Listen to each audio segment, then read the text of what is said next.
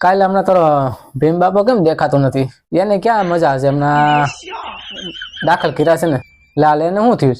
હમણાં તો મેં 4-5 દી પહેલા ભાઈ હતા ઓલા, પણ આપણે ક્યાં આપણે ઓલો બાપા સીતારામ ઓટો ઓલો પણ હે ને ઓટો મેં બેઠા હતા, જોયા હતા, મેં બોલાવ્યા હતા. ના ના, એને રાજકોટ દાખલ કર્યા છે ને હમણાં તાવના વાહરા બહુ ફાટી ગયા બરોબર. કોમ નક્કી જેવું છે નહીં ભીમ બાપાનું, કેમ કે છેલ્લી ઘડી હાલે છે ભીમ બાપા.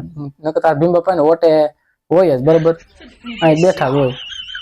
અને હું ઘણી વાર નીકળું તો આપણે એને બોલાવતા જ હોય. મોટી ઉંમરના છે એટલે આપણે હું એને બોલાવવા પડે.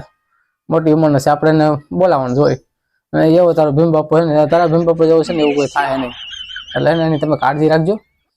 દવાખાને દાખલ કર્યા રાજકોટ, ભલે અમદાવાદ લઈ જવા પડે, ગમે લઈ જવા પડે. તાવના બહાર હતા ત્યારે બધા છે જ તાવ આવે કે માણા વ્યૂ જાય તો ભીમ બાપો તાવ આવે તો માણા વ્યૂ જતા હેલા ભાઈ એ નાખી દે. એ વાત કરે છે ખબર પડે કે નહીં?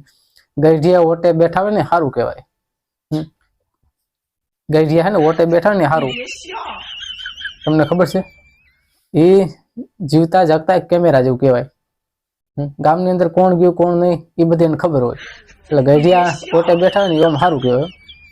એવું છે બધું. ભીમ બાપુને ઓટે બેઠો હોય એટલે ગમે એની બહેન નીકળે, ગમે માણસ ગમે એ નીકળે, તરત એ આપણને પૂછે આ કોની બહેન છે એમ કે ભીમ બાપા તારો એવું કે આ કોની બહેન છે એમ એવું ભીમ બાપાને હું એવું રોનકી માણસ.